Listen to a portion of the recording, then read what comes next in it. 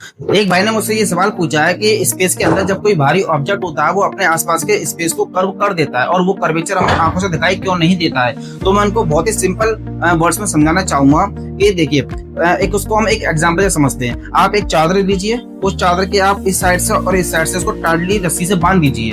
अब उस चादर में आप छोटे छोटे कंकड़ डालिए, किसी का मांस, सबका मांस अलग अलग होगा, छोटे छोटे कंकड़ डालिए। फिर आप उसी चादर के बीच में एक कोई भारी सा पत्थर, बड़ा सा कोई ऑब्जेक्ट लेकर के उसी चादर के बीच में रख दीजिए। तो आप दो चीज नोटिस करेंगे। एक चीज तो नोटिस ये करेंगे कि जिस चादर पे आपने भारी पत्थर जिस जगह रखा है तो चादर नीचे झुक जाएगी, वहां पर एक कर्वेचर बन जाएगा।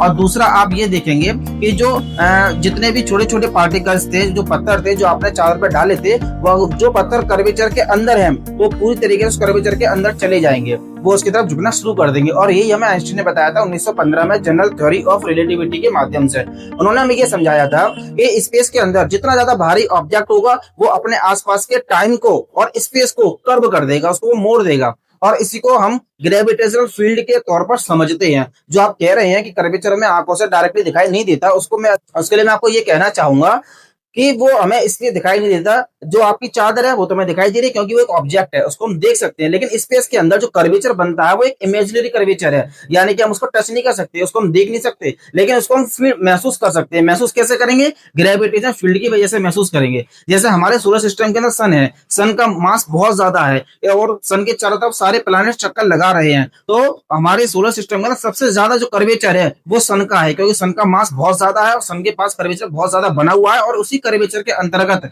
सारे प्लैनेट्स सूरज के चारों तरफ चक्कर लगा रहे हैं। तो मैं उम्मीद करता हूं कि आपको क्वेश्चन का आंसर मिल गया होगा।